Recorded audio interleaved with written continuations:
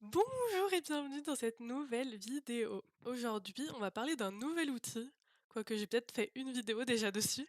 On va parler de Brevo. C'est un outil d'emailing que moi j'adore personnellement et du coup je voulais faire cette nouvelle vidéo pour vous présenter l'outil. Donc aujourd'hui c'est vraiment une vidéo de présentation de l'outil. Qu'est-ce que c'est comme outil, quels sont les avantages et les inconvénients, pourquoi moi j'adore cet outil et on va passer en revue les fonctionnalités, les plans de paiement etc. C'est vraiment la présentation de l'outil et pourquoi moi je vous le recommande. Je ferai des prochaines vidéos pour détailler un peu plus comment l'utiliser, comment faire en sorte de le prendre en main pas à pas, mais ça viendra dans les prochaines semaines. Brevo, c'est un outil que j'utilise vraiment énormément et que je recommande vraiment à mes clients parce que, c'est quelque chose, c'est vraiment un outil que j'adore. Moi, j'ai pu tester pas mal d'outils d'emailing comme, Mailchimp, MailerLite, System.io, et j'en passe et c'est vrai que Brevo, c'est un peu mon chouchou. Donc dans les grandes lignes, qu'est-ce que c'est Brevo? Brevo, c'est un outil d'emailing qui va pouvoir t'aider à créer tes newsletters, envoyer des newsletters, mais pas que. Parce que, petit à petit, ils ajoutent de nouvelles fonctionnalités et petit à petit, en fait, c'est vraiment un outil qui va te permettre de faire tout le marketing, de ta marque, qui va te permettre aussi d'envoyer des SMS, des messages sur WhatsApp, qui te permet également, de pouvoir créer des formulaires de contact pour que les personnes, elles puissent s'inscrire. Il propose aussi également, tout ce qui va être suivi des opportunités des prospects, un peu comme un CRM, même si c'est, on va dire plus simplifié qu'un vrai CRM, mais quand même, ça propose ce genre de fonctionnalités. On va avoir des fonctionnalités de paiement, enfin bref, c'est hyper complet, mais à la base, c'est quand même un outil d'emailing. Pourquoi moi j'adore cet outil? Et petit à petit, enfin, juste après, je vous montrerai vraiment à quoi ça ressemble, comment, enfin, voilà, qu'est-ce qu'on peut retrouver dedans concrètement. Moi, j'adore cet outil, premièrement parce que, c'est français, c'est un outil français et du coup, l'interface est en français. C'est vrai que c'est quand même un avantage parce que, c'est quand même toujours plus simple d'utiliser un outil quand c'est dans notre langue, surtout sur des outils comme ça avec des fonctionnalités des fois un peu avancées. C'est vrai que ça peut être des mots des fois dans une langue étrangère, qu'on comprend pas et qui sont pas évidents pour nous. Même en français, des fois, il y a des mots qui sont pas logiques. Donc bon, autant se simplifier de la vie et utiliser un outil avec des mots dans notre langue. Donc ça, c'est la première chose. Selon moi, l'interface est vraiment pratique, à utiliser et assez intuitive. Franchement, c'est bien fait, c'est bien pensé et on ne cherche pas 1000 ans pour trouver les choses, je trouve en tout cas, pour moi. Évidemment, ça, c'est un peu la perception qui va être, variable d'une personne à une autre. Mais en tout cas pour moi, il est vraiment facile à utiliser. Un autre point qui est très important, c'est que, le support, il y a un support qui est disponible même avec le plan gratuit, et qui est réactif et qui va, vous aider et répondre à vos questions quand vous en avez. Il y a il y a plein de ressources disponibles également sur leur page d'aide, sur leur site pour nous aider à, prendre en main l'outil, à trouver un peu, quand on cherche à mettre en place quelque chose, comment faire et cetera et il y a plein d'explications super claires sur, leur interface directement. Donc moi, c'est un peu les éléments qui me plaisent beaucoup aussi. Ça va être un outil d'emailing, donc c'est vraiment quand même plus poussé que certains autres, outils d'email comme, System.io par exemple. Pour moi, System.io, c'est pas assez avancé, c'est pas assez intuitif comme, interface, et ça me bloquait un peu dans certains éléments que je voulais faire. Mais en même temps, c'est assez, spécifique et il va y avoir des fonctionnalités bien poussées dans tout ce qui va être, lié aux emails, mais c'est pas trop compliqué. C'est pas une machine à gaz, une usine à gaz qui va être trop compliquée à mettre en place et à paramétrer. Vraiment, ils ont trouvé le juste milieu, quoi. Donc je pense que c'est à peu près ça sur les éléments qui sont importants pour moi. Ah oui, il y a un autre détail que j'avais noté, qui pour moi est très important, c'est qu'on va avoir la possibilité de, faire des liens entre cet outil et d'autres outils grâce à Make ou Zapier, leur, API est disponible, heu et donc c'est super pratique si vous utilisez d'autres outils et que vous avez besoin de faire des liens avec ces autres outils, c'est possible et c'est facile de le faire. Également, du coup, comme je le disais, il y a un plan gratuit et le plan gratuit offre quand même pas mal de fonctionnalités et là, je vais directement, vous partager mon écran pour, vous montrer tout ça. Donc on se retrouve directement sur le site de Brevo. Là, je suis sur la plateforme, enfin sur le site de Brevo. Il y a une page ici pour montrer un peu les différents types de prix qu'il y a et les fonctionnalités qui sont offertes. Donc vous voyez, il y a un plan qui est gratuit et selon moi, ce plan gratuit est vraiment quand même, assez permissif. En tout cas pour démarrer son entreprise et cetera, c'est vraiment pratique parce que vous voyez que vous avez, jusqu'à 300 emails par jour. Alors c'est sûr que du coup, si vous avez une liste email qui est de plus de 300 contacts et que vous envoyez un email à tous ces contacts, forcément là, vous allez avoir un dépassement. Après, ils proposent, si jamais, de rajouter des des jetons. Je sais pas comment ils l'appellent ça, mais en tout cas, vous pouvez, mettre un petit supplément, et payer quelques euros par mois pour rajouter des emails. Donc là, ça va dépendre vraiment de vos besoins. Mais en tout cas, si vous avez une petite liste email et que vous envoyez des emails, une fois par semaine ou mensuellement, bah là, il y aura pas de problème par rapport à ça. Et ensuite, vous voyez, le plan starter, il est à 6,33 € par mois. Donc ça reste raisonnable, sachant qu'il y a jusqu'à, 100 000, emails, mensuels. Donc ça reste, largement raisonnable. Ensuite, ce qui est important à voir dans le détail du plan gratuit, bah, il va y avoir le détail du nombre de contacts que vous pouvez avoir. Donc c'est jusqu'à 100 contacts, donc ça reste quand même, largement raisonnable.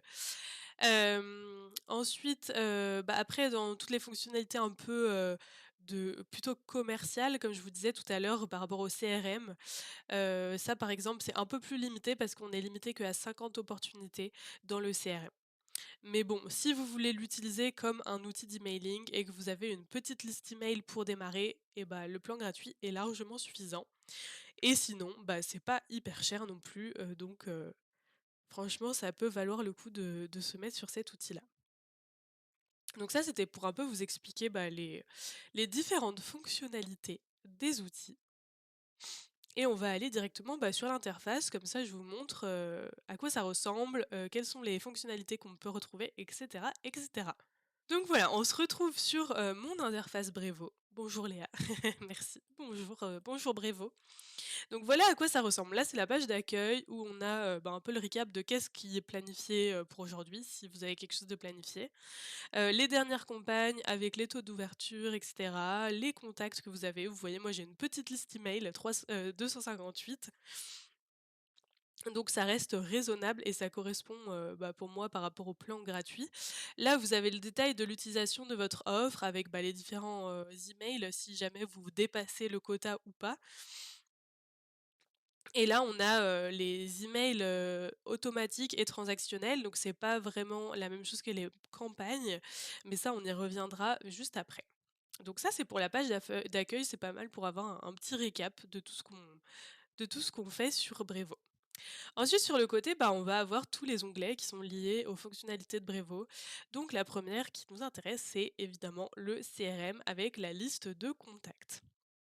Donc voilà comment ça se présente.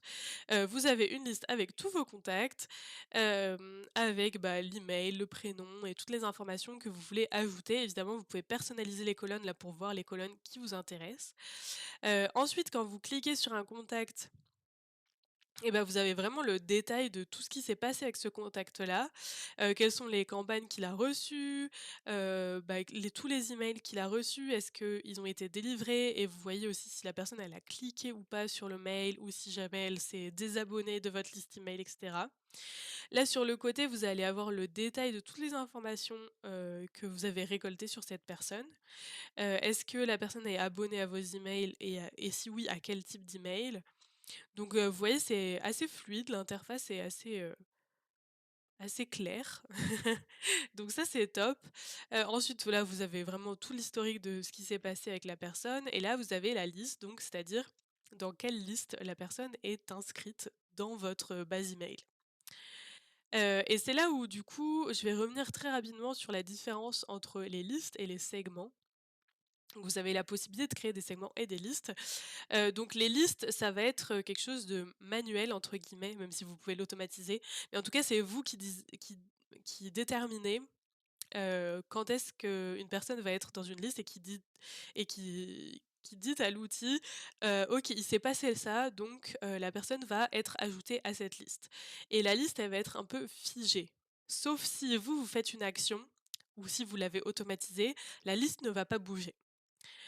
Donc moi, par exemple, je fais des listes en fonction de mes offres, par ex ou oui, en fonction de mes offres, ou par exemple, si une personne a participé à une masterclass que j'ai organisée, bah, elle va être dans la liste correspondant à la masterclass, ou ce genre de choses. Comme ça, moi, je sais et je peux ensuite, envoyer des emails que aux personnes qui ont participé à la masterclass, par exemple, pour envoyer le replay, ou que aux personnes qui ont fait tel type d'offre parce que je sais que, en fonction de ce que je veux mettre dans mon email, bah, c'est ces personnes-là qui seront intéressées. Donc voilà ce que c'est une liste. Par contre, un segment, là, ça va être dynamique. Le segment, vous allez lui indiquer, des critères. Par exemple, une personne qui est inscrite dans ma liste d'emails depuis 6 mois, et du coup, elle va s'actualiser en fonction, bah, de la vie, et du temps. Ou, par exemple, une personne qui est intégrée dans ma liste email, donc soit depuis 6 mois, soit par exemple une personne qui fait partie de cette liste va être dans ce segment, soit une personne qui habite dans telle région géographique, elle va être dans ce segment. Mais ça veut dire que dès qu'il y a une nouvelle personne qui a ce critère-là, qui va s'inscrire dans votre, liste email et ben ça va s'ajouter automatiquement dans le segment. Et ça peut aussi, retirer des personnes du segment. Par exemple, si vous dites que, dans ce segment, c'est que les personnes qui sont actives dans ma newsletter, c'est-à-dire que, c'est une personne qui a cliqué dans un email, dans les 3 derniers mois. Donc la personne, elle peut être dans ce segment-là, mais si au bout d'un moment, elle est plus du tout active dans la newsletter et qu'elle ne clique plus, sur les liens, et bah, ça va se retirer automatiquement. J'espère que c'est clair, mais en tout cas, voilà, le segment, c'est quelque chose qui va être dynamique en fonction des critères que vous déterminez. Alors que la liste, bah, vous allez vous aussi avoir vos critères qui vont être déterminés, mais ce sera plus, ce sera pas automatique, ce sera à vous de, définir ce critère et de soit le faire manuellement, soit, l'automatiser, mais ça va pas, les critères vont pas se renouveler tout seuls et être dynamiques, quoi. J'espère que c'était clair. Donc ça, c'est les choses qui sont assez importantes à comprendre, mais ça, c'est un peu dans tous les outils d'emailing. Après, je vais pas revenir sur, forcément tous les onglets, mais sur les onglets qui sont selon moi les plus importants dans Brevo pour que vous voyez à quoi ça ressemble et comment ça fonctionne. Donc ensuite, on va aller dans l'onglet marketing et là, bah, c'est là où on a nos campagnes d'email tout simplement et donc là, on va pouvoir créer une campagne. Là, je vois, toutes mes dernières campagnes avec, les taux, les quelques petites statistiques ici. Vraiment la création d'une campagne est assez simple selon moi. Donc là, je vais vous montrer à quoi ça ressemble. Donc là, on peut mettre le nom de la campagne, donc je vais mettre n'importe quoi juste pour vous montrer. Ensuite, on va ajouter le destinataire et c'est là où justement c'est intéressant de créer des segments et des listes avant parce qu'on va du coup pouvoir sélectionner un segment par exemple qui a été déjà paramétré à l'avance. Ensuite, on va, mettre l'objet et là on va faire le design et là je voulais vous montrer. Donc moi j'ai des templates qui sont prédéfinis mais par exemple si je veux commencer, de zéro, vous voyez c'est vraiment du drag and drop donc c'est vraiment facile. On va pouvoir ajouter du texte, ajouter une image, hem mettre, voilà, un titre, enfin voilà, on met vraiment ce qu'on veut et puis après, bah, on va pouvoir configurer chaque élément. Évidemment, le mieux, c'est quand même de faire un template que vous allez réutiliser à chaque fois parce que vous n'allez pas non plus, réinventer, la forme de votre email à chaque fois.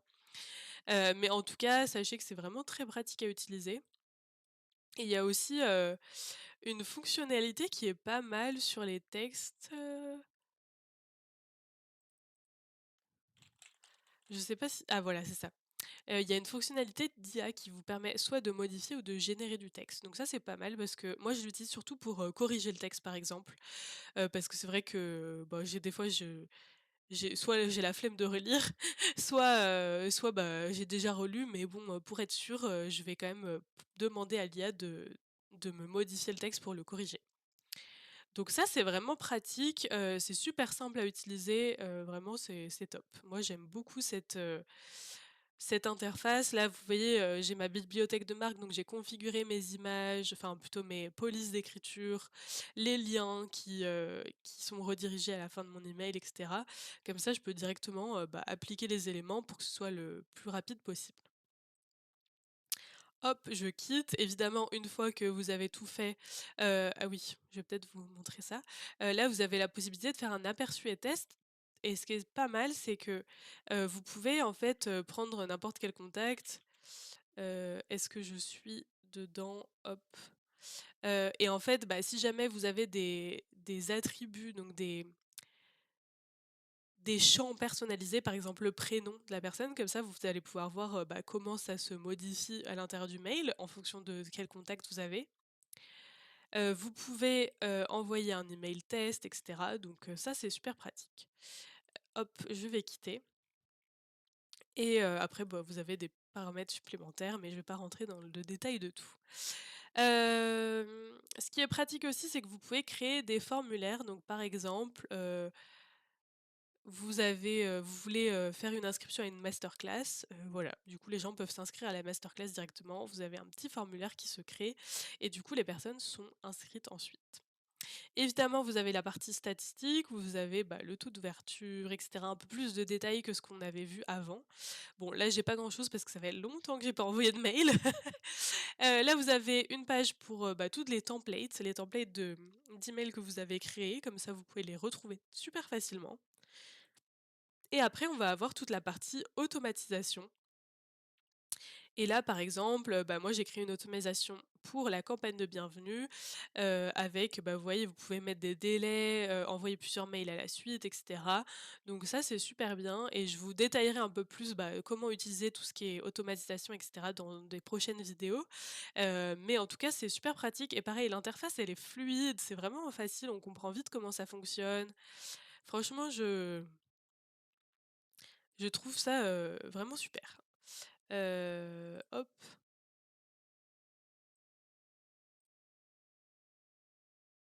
quitter l'éditeur, voilà. Donc ça, on est pas mal. Ensuite, là, vous avez la partie transactionnelle, donc c'est plutôt, les statistiques transactionnelles. Donc tout ce qui est transactionnel, ça veut dire les emails qui sont, liés à des automatisations, par exemple. Donc c'est-à-dire que ça va pas être envoyé à une large audience d'un coup, mais plutôt à une personne en fonction de, si elle s'est inscrite à votre newsletter, elle va recevoir un mail, mais ce sera que cette personne-là qui va le recevoir à ce moment-là. Donc là, vous avez le temps est réel, les statistiques, les logs, enfin voilà, vous avez plein de détails sur tout ça. Et ensuite, là, ça va être plus, les fonctionnalités que moi j'utilise pas trop, donc tout ce qui va être conversation, soit en SMS, soit en WhatsApp et cetera. Vous avez toute la partie commerce avec, le développement e-commerce si vous avez une boutique, la possibilité de créer des liens de paiement et cetera et les analytiques, mais ça, c'est les analytiques par rapport à tout ce qui est commerce, de votre entreprise. Donc vraiment, les premiers onglets sont les onglets que moi j'utilise le plus et qui sont selon moi super pratiques. D'ailleurs je ne l'ai pas montré, je crois que c'est dans les conversations, mais voilà, vous avez aussi la possibilité de mettre en place des programmations de rendez-vous, un peu comme, Calendly, mais justement, directement sur Brevo, comme ça vous n'avez pas besoin d'avoir 10 000 outils, vous pouvez tout utiliser dans Brevo, directement.